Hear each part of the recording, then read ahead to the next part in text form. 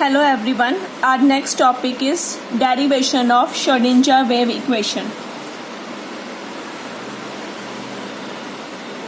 Derivation of Schrödinger wave equation. इसका derivation 2 वे से है. हम यहाँ पर सिंपलेस्ट फॉर्म करेंगे बिकॉज एज सच ही हमारे सिलेबस में नहीं है, पर कई बार एग्जाम में क्वेश्चन आ जाता है कि श्रोडिंगर वेव इक्वेशन को ड्राइव करो, तो हम इसे इस वे से करेंगे. श्रोडिंगर वेव इक्वेशन की बात करें तो हमने इसका जो मेन बात की थी कि ये क्वांटम का क्या होता है, क्वांटम मैकेनिक्स का हार्ट होती है श्रोडिंगर वेव इक्वेशन. मीन्स इसके ऊपर कई सारे आगे हमारे पास जाके एप्लीकेशंस आएंगे, जैसे particle in 1 dimension box, 2 dimension and 3 dimension. उनमें से सिर्फ 1 डायमेंशन बॉक्स जो सिंपलेस्ट वाली है वो हमारे सिलेबस में है. तो इसके डेरिवेशन पे हम क्या करते हैं, हम एक सिंगल पार्टिकल कंसीडर करते हैं, लेट दैट इज इलेक्ट्रॉन. वो इलेक्ट्रॉन किसी मास m वाला है और किसी वेलोसिटी v से मूव कर रहा है, तो उसकी कुछ ना कुछ एनर्जी हो जाएगी. Let that energy is E. This energy is a sum of 2 parts. One is kinetic energy and another is potential energy. Kinetic energy को हम T से रिप्रेजेंट करें, पोटेंशियल एनर्जी को हम V से रिप्रेजेंट करें. डन. अब हमें पता है जो काइनेटिक एनर्जी होती है वो क्या होती है, half mv². m is a mass of particle, जो इलेक्ट्रॉन हमने लिया, v क्या है, उस जिस वेलोसिटी से वो मूव कर. इसे हम इस फॉर्म में लिख सकते हैं 1/2m mv का whole square. What is mv? Product of mass and velocity, that is momentum. तो ये आ जाएगा p² m/2m. तो हमने काइनेटिक एनर्जी को इस फॉर्म में चेंज कर दिया. अब हमारे पास 3 डायरेक्शन है, x, y, z. तो पार्टिकल तीनों डायरेक्शन में मूव कर सकता है, तो हर डायरेक्शन के लिए उसका कुछ ना कुछ क्वांटम मोमेंटम वैल्यू होगी. तो हम इसे ऐसे लिख सकते हैं p² x + y + z. तीनों में अलग अलग कर लिया हमने. तो ये आ गई हमारे पास T यानी कि काइनेटिक एनर्जी. अब हम इसे इक्वेशन नंबर 1 में पुट कर दें तो हमारे पास E क्या बन गया, 1/2m p² x + p² y + p² z + v. Done. ये तो आ गई एनर्जी की वैल्यू. अब हम क्या करते हैं, हमने पढ़ा था जब हमने पोस्टुलेट्स ऑफ क्वांटम मैकेनिक्स पढ़े थे, तो उसमें एक पोस्टुलेट था जितने भी हमारे पास ऑब्जर्वेबल क्वांटिटीज है, like position, velocity, momentum, energy, हर किसी के साथ क्वांटम में एक ना एक ऑपरेटर एसोसिएट होगा. तो अब हम इन्हें इनके ऑपरेटर में कन्वर्ट करते हैं. तो जो मोमेंटम था यानी p, उसका ऑपरेटर क्या था, उसकी वैल्यू थी h/2πi (कर्ली/कर्ली x). डन. ऐसे ही जो स्क्वायर हो जाएगा उसकी क्या आ जाएगी, h/2πi का होल स्क्वायर (कर्ली/कर्ली x²). ये आ गया. ऐसे ही y का आएगा, ऐसे ही z का आएगा. तो हम ऊपर वाली जो इक्वेशन है हम उसे इन टर्म्स ऑफ ऑपरेटर कन्वर्ट कर रहे हैं. तो सबसे पहले क्या, एनर्जी. तो एनर्जी भी इसके ऑपरेटर में कन्वर्ट हो जाएगी. एनर्जी का ऑपरेटर हमने क्या पढ़ा था, Hamiltonian operator, that is h². Done. आगे क्या आ जाएगा 1/2m. इसकी जगह पे x वाले की जगह पुट करो, h/2πi होल स्क्वायर (2/कर्ली x²) प्लस y वाली टर्म h/2πi होल स्क्वायर (2/कर्ली y² प्लस h/2πi स्क्वायर (2/कर्ली z² प्लस v. हमने पहले भी पढ़ा था जो पोटेंशियल एनर्जी है उसका ऑपरेटर भी वही रहेगा, उसे हम v से मल्टीप्लाई करेंगे. डन. अब इस इक्वेशन में जो जो पार्ट कॉमन है उसे बाहर ले लो. देखो ये तीनों में टर्म है h/2πi, h/2πi, h/2πi. तो ये बन जाएगा h² 2 square 4 π² iota square is -1. तो हम यहाँ से कॉमन टर्म बाहर ले रहे हैं, तो हमारे पास आ गया -h² 8 π²m. 4 अंदर से आया, 2 ऑलरेडी बाहर था, तो 2 π². आयोटा स्क्वायर इज -1, m वहाँ पर बाहर पहले से था. ये आ जाएगा (2/कर्ली x², (2/कर्ली y², (2/कर्ली z² plus v. Done. अब ये क्या है, ये हमारा था लैप्लेशियन ऑपरेटर डेल स्क्वायर, तो मैं इसे डेल स्क्वायर से रिप्रेजेंट कर रही हूँ. ये आ गया हमारे पास एनर्जी का ऑपरेटर. इसकी वैल्यू हम ऑलरेडी पढ़ चुके हैं, हैमिल्टोनियन ऑपरेटर की यही वैल्यू थी जब हमने इसे निकाला था. डन. अब क्वांटम के थर्ड पोस्टुलेट्स की बात करें तो कहते हैं अगर किसी ऑपरेटर को किसी वेव फंक्शन पे अप्लाई किया जाए तो हमारे पास वही वेव फंक्शन वापस आता है, उसके साथ कुछ वैल्यू वापस आते हैं। क्योंकि हम एनर्जी ऑपरेटर ले रहे हैं तो वैल्यू भी क्या आ जाएगी, एनर्जी यानी ई की वैल्यू। डन। तो ऊपर से हम एच कैप की वैल्यू पुट कर देते हैं इस ऑपरेटर की, तो आ जाएगा -h²/8π²m डेल स्क्वायर माइनस ई साई, मैं ई साई को भी इधर ले आई, इज इक्वल टू 0। मैंने एच कैप की वैल्यू को पुट कर दिया यहाँ पर साई, और ई वाली टर्म को मैं इधर ले आई। डन। अब हम इसे in form of Schrödinger wave equation solve करेंगे।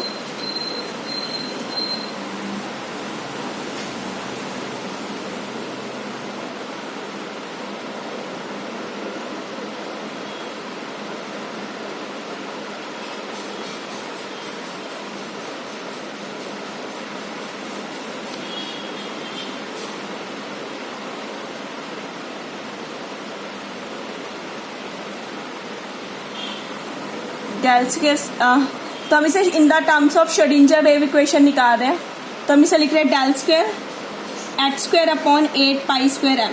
ये पूरी टर्म में उधर लेके जा रही हूँ तो ये जगह e माइनस वी साई, ये टर्म उधर जाके पॉजिटिव, ये टर्म उधर जाके क्या जाएगी, नेगेटिव। अब ये पूरी टर्म यहाँ पे इसके प्रोडक्ट में उधर जाएगी तो रिवर्स हो जाएगी। Del square psi is equal to e minus V psi 8π²m/h²। ये पूरी टर्म मैं इधर ले आई। Done.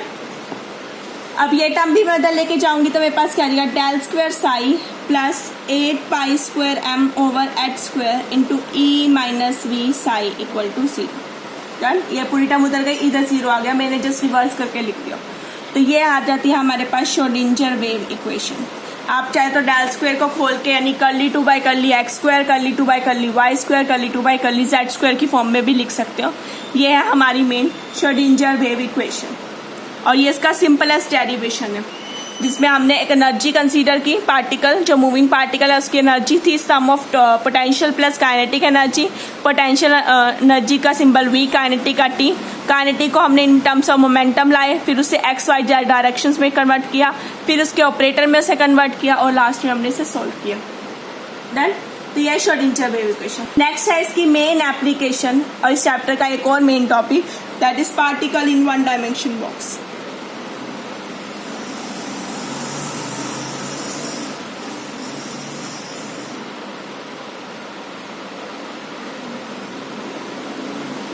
Particle is one dimension 1D box.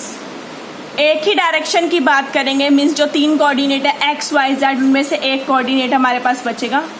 X coordinate हम लेके चलेंगे, उसी में हम उस पार्टिकल को फाइंड आउट करेंगे, मीन्स वो कहाँ एग्जिस्ट करता है, उसकी क्या एनर्जी होगी, वो सारी चीजें हम निकालेंगे। ये श्रोडिंजर वेव इक्वेशन की सबसे सिंपलेस्ट एप्लीकेशन है। इसकी हायर है 2D और सबसे हाई वाली है 3D। डन। अब स्टार्ट करते हैं particle in one dimension box. Particle in one dimension box के लिए सबसे पहले हम लेते हैं श्रोडिंजर वेव इक्वेशन। क्योंकि हमने कहा कि सिर्फ वन डायमेंशन की बात करनी है, तो जो साई में तीनों थे एक्स वाई जेड कोऑर्डिनेट, उनमें से वाई जेड तो चला गया, क्या बचा सिर्फ एक्स। क्या आ जाएगा d2/dx² psi plus 8π²m/h² e minus V psi is equal to 0। ये हमने श्रोडिंजर वेव इक्वेशन ले ली फॉर वन डायमेंशन बॉक्स। अब एक बॉक्स की बात करें, सबसे पहले एक बॉक्स ही बनाते हैं।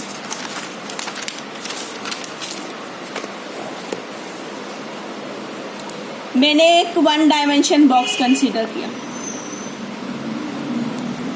सिर्फ यानी कि इसकी एक डायमेंशन है दैट इज एक्स, तो हम इसे लेते हैं बॉक्स एक्स 0 से लेकर एक्स ए तक, इसकी विड्थ ले ली 0 से a तक।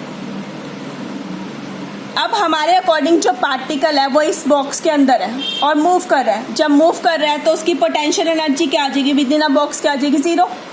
अब बॉक्स के बाहर हम मानते हैं कि इसकी पोटेंशियल एनर्जी क्या है, इन्फिनिटी, बहुत हाई है, मीन्स वो ऑलमोस्ट रेस्ट पे है। डन।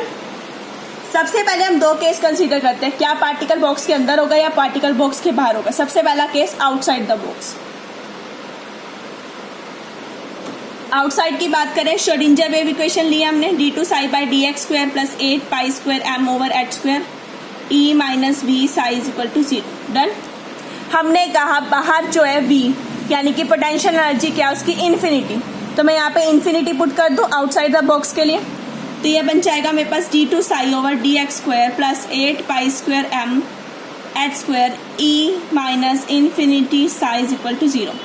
अब इन्फिनिटी एक बहुत बड़ी वैल्यू है, उसमें कुछ भी प्लस करो माइनस करो वो टर्म क्या आ जाएगी इन्फिनिटी, यानी ये पूरी टर्म क्या होगी infinity plus infinity psi is equal to 0, ये माइनस है। डन। हमें क्या निकालना है, पार्टिकल की पोजीशन निकालनी है, पार्टिकल कहाँ पर है, यानी मुझे साई निकालनी है, तो साई की वैल्यू में निकालूं तो ये टर्म इधर चलेगी और ये इन्फिनिटी इसकी हो जाएगा 1/इन्फिनिटी 0, तो यहाँ साई की वैल्यू क्या हो गई 0।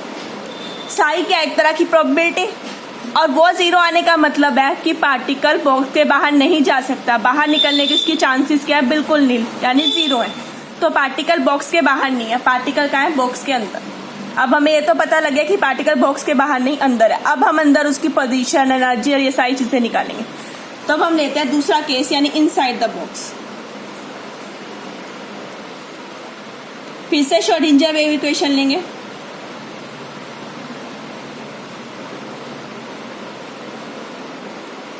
इनसाइड द बॉक्स क्या पोटेंशियल एनर्जी 0, तो v को 0 पुट कर दो, तो यहाँ जाएगा d2 psi over D X square plus 8 pi square M over H square E psi is equal to 0। v को मैंने 0 लिखा। डन। अब देखो जो पार्टिकल है उसके लिए m कांस्टेंट है, मास कांस्टेंट, h कांस्टेंट, पाई कांस्टेंट, e कांस्टेंट, और उस पार्टिकल के एक पॉइंट पे एनर्जी भी क्या हो जाएगी कांस्टेंट, तो इस सारी टर्म को हम एक नया कांस्टेंट पुट करते हैं। Let that constant is k square. इसे हम इक्वेशन 1 मार्क कर रहे हैं, इसे हम इक्वेशन 2 मार्क कर रहे हैं, जिसे हमें बाद में यूज करना है। आप चाहो तो स्टार्टिंग से ही सबको मार्क कर सकते हो। तो 1 इक्वेशन में पुट कर देंगे तो हमारे पास क्या आ जाएगा d2 psi over D X square plus 8 pi square M over H square, sorry इसको तो हमने k स्क्वायर पुट कर दिया, तो यह आ जाएगा k square psi is equal to 0। Done. इस पूरी टर्म को हमने एक नया कांस्टेंट यानी k स्क्वायर पुट कर दिया। हम बाद में इस k की वैल्यू निकालेंगे, उसे यहाँ पुट करके एनर्जी की वैल्यू निकालेंगे। अब मैथ में इस तरह की जो इक्वेशन होती है जब हम उसे सॉल्व करते हैं तो हमारे पास उसका सोल्यूशन आता है इस तरह की डिफरेंशियल इक्वेशन का, psi is equal to k a sine K X plus b cos K X. इस तरह की डिफरेंशियल इक्वेशन को जब सॉल्व करते हैं तो उसके पास उसका इस तरह से कोई सोल्यूशन आता है, साई की value a sine K X plus b cos K x. इसे हम मार्क कर लेते हैं इक्वेशन नंबर 3।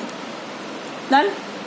अब मुझे साई की वैल्यू के लिए मतलब उसकी प्रोबेबिलिटी a पता होना चाहिए, b पता होना चाहिए, k पता होना चाहिए, तो हम 1 बाय 1 इन सब की वैल्यूज को निकालेंगे, a की वैल्यू, b की वैल्यू और k की वैल्यू। तब हमारे पास किसकी वैल्यू आ जाएगी साई की वैल्यू। अब देखो हमने जो बॉक्स कंसीडर किया था, हमने कहा कि आउटसाइड द बॉक्स तो पार्टिकल हो नहीं सकता, बॉक्स का वो कहाँ है इनसाइड द बॉक्स। ऐसे ही वो पार्टिकल वॉल्स के ऊपर भी नहीं आ सकता, वॉल्स पे उसके आने के चांसेस क्या है 0। That means psi is 0 at X is equal to 0। Means एक बार इसकी बात करेंगे, जब x 0 है तो यहाँ पे साई भी क्या हो जाएगा 0। ये फर्स्ट कंडीशन ले ली हमने, इसे पुट करेंगे हमें इन इक्वेशन 3। इस वैल्यू को पुट कर दो इक्वेशन 3 में। इक्वेशन 3 क्या है, psi is equal to a sine K X plus b cos K X. हमने कहा साई क्या हो गया 0, a साइन के एक्स की वैल्यू भी क्या देखो 0 plus b cos K 0। Sine 0 is 0, cos 0 is 1। यहां से देखो किसकी वैल्यू आ गई 0, p की वैल्यू क्या आ गई 0। ये आ गई हमारी इक्वेशन 4। डन। अब इस इक्वेशन 4 में हमने b की एक वैल्यू निकाल ली। अब बचा कौन a और k। सबसे पहले इस b की वैल्यू को इक्वेशन 3 में पुट करते हैं।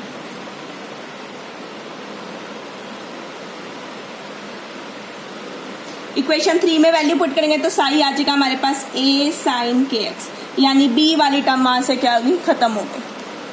क्लियर। अब हमने सिर्फ एक वॉल ली थी जिसपे साई 0 आया था, अब दूसरी वॉल लेते हैं। Psi is equal to 0 at X is equal to a। जब a होगा तब भी वो क्या होगा 0। अब फिर से इसे इक्वेशन नंबर 5 में पुट करो। इसमें पुट करेंगे साई की वैल्यू क्या है 0, ए as such sign K X की जगह क्या आ जाएगा ए। डन। अब यहाँ से क्या निकला हमारा साइन के ए इज इक्वल टू 0। वो कहता है साइन के ए की वैल्यू क्या होगी 0। अब हमें पता है साइन के जितने भी n पाई मल्टीपल होते हैं उनकी वैल्यू क्या होती है 0। We know that sine n pi is equal to 0। तो जितने भी साइन के n पाई मल्टीपल होंगे वो 0 होगी। जैसे पाई पे वैल्यू 0 है, 2 पाई 0, 3 पाई 0 एंड सो ऑन। तो अब हम इन्हें इक्वेट कर सकते हैं। तो हम कह सकते हैं साइन के A is equal to sine n pi. तो के ए किसके बराबर आ गया n पाई के। तो यहाँ से के की वैल्यू क्या आ गई n pi over a। Equation number 6 मैंने के भी निकाल लिया, बी भी निकाल लिया। अब इसकी वैल्यू को ऊपर पुट करेंगे इन इक्वेशन 6।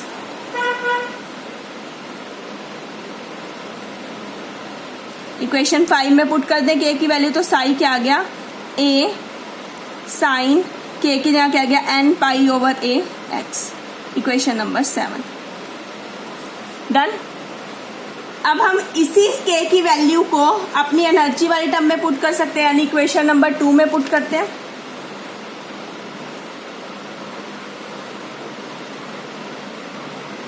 वहां क्या था 8 pi square m over h square e is equal to K square. K की वैल्यू पुट कर दी n square h square over a square. Done. मुझे e निकालना है, यहां से e निकाल लो। e क्या आ जाएगा n square h square upon 8m a square. देखो पाई स्क्वायर और पाई स्क्वायर सेम था, कैंसल आउट हो गया, बचा गया n square h square upon 8m a square. तो ये हमारी किसकी वैल्यू आ गई एनर्जी की वैल्यू। हमने यहाँ से के भी निकाल लिया, बी भी निकाल लिया, एनर्जी भी निकाल ली, साई भी निकाल लिया। सिर्फ एक अननोन टर्म बची है दैट इज ए। तो अब हम किसे फाइंड आउट करेंगे ए को फाइंड आउट करेंगे। और ये जो ए की वैल्यू है ये हम निकालेंगे नॉर्मलाइजेशन प्रोसेस से। नॉर्मलाइजेशन प्रोसेस हमने क्या पढ़ा था, अगर हम किसी वेव फंक्शन को उसके कॉम्प्लेक्स कंजुगेट से मल्टीप्लाई करें और उसको डिफरेंशिएट करें ओवर द होल सरफेस तो हमारे पास वो वैल्यू क्या आ जाती है 1। यहाँ पे ये था। अब मेरे पास पूरा सरफेस क्या है 0 से लेके a तक, तो इसकी लिमिट क्या आ गई 0 से लेके a तक। डन। मेरे पास आई भी है और उसका कॉम्प्लेक्स कंजुगेट भी है। अब पुट करते हैं 0 से लेके a।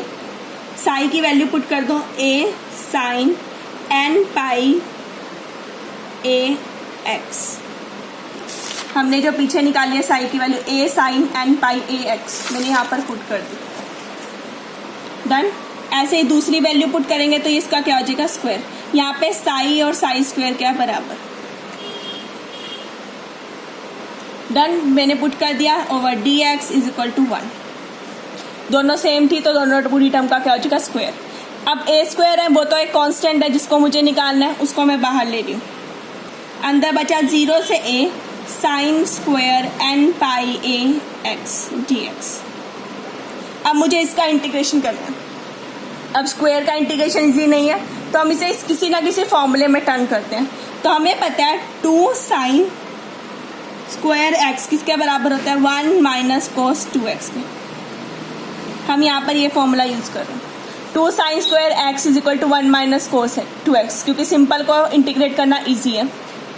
साइन स्क्वायर है बस 2 नहीं है तो हम इसे 2 से मल्टीप्लाई और 2 से डिवाइड कर देते हैं। डन। फॉर्मूला बन गया हमारे पास।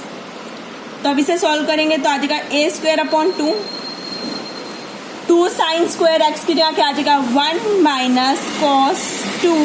ये पूरी टर्म x है।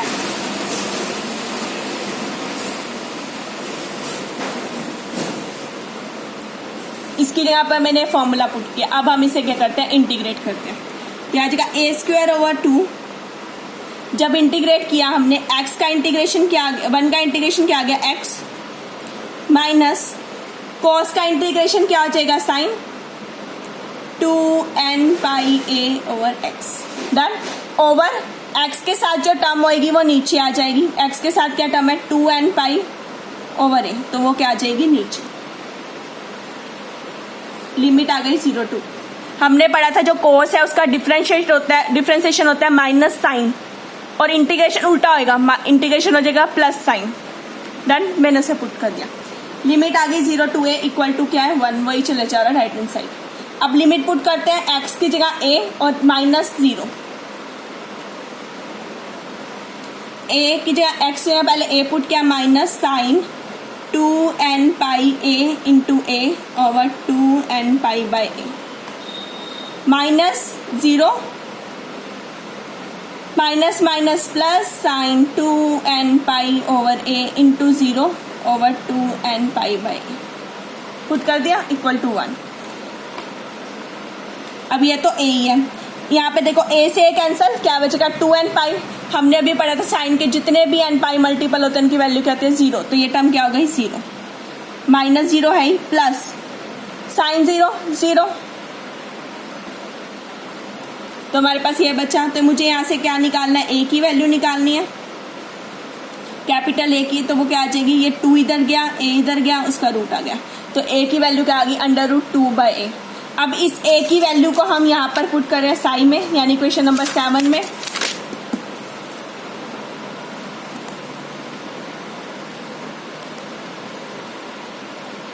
जब हम इसे 7 में पुट करेंगे तो मेरे पास साई क्या आ जाएगा, a की जगह √2/a sine n pi a x, ये आ गई हमारे पास किसकी वैल्यू, साइन की वैल्यू। ये आ गई मेरे पास साई की वैल्यू।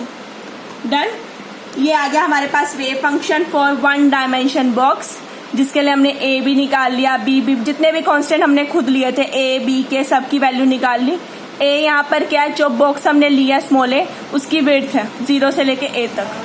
डन, n की वैल्यू आ गई।